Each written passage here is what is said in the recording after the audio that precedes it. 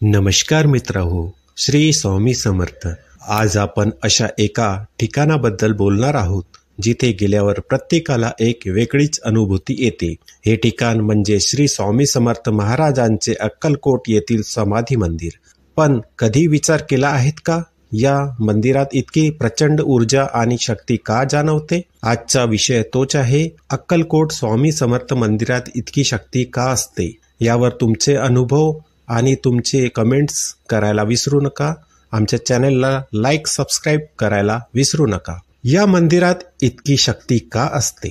अक्कलकोटच्या स्वामी समर्थ मंदिरात प्रवेश करताच आपल्याला एक वेगळीच शांतता आणि सकारात्मकता जाणवते। या मागची काही प्रमुख कारणे आहेत जी या मंदिरात केवळ एक धार्मिक स्थळ नाही तर एक जागृत देवस्थान बनवतात। पहिला, महाराजांची चिरंतन उपस्थिती। श्री स्वामी समर्थ महाराज हे कलियुगातील भगवान श्री दत्तात्रेय अवतार मानले जातात। त्यांनी याच भूमीवर आपले जीवन व्यतीत केले। त्यांनी जरी देह त्यागला असला तरी ते आजही त्यांच्या भक्तांच्या मदतीला धावून येतात, अशी दृढ श्रद्धा आहे। म्हणूनच त्यांच्या समाधी मंदिरात त्यांची चिरंतन आणि सूक्ष्म उपस्थिती आजही जाणवते। मंत्रोच्चार आणि सकारात्मक कंपनी। हे मंदिर 24 तास चैतन्यमय असते। इथे सतत येणारे मंत्रोच्चार, भक्तिगीते आणि श्री स्वामी समर्थ या मंत्राचा जप यामुळे इथे एक सकारात्मक कंपन, पॉझिटिव्ह व्हायब्रेशन निर्माण होते। या कंपनामुळे मनाला शांती मिळते आणि नकारात्मक विचार दूर होतात। तिसरं, भक्तांची असीम श्रद्धा।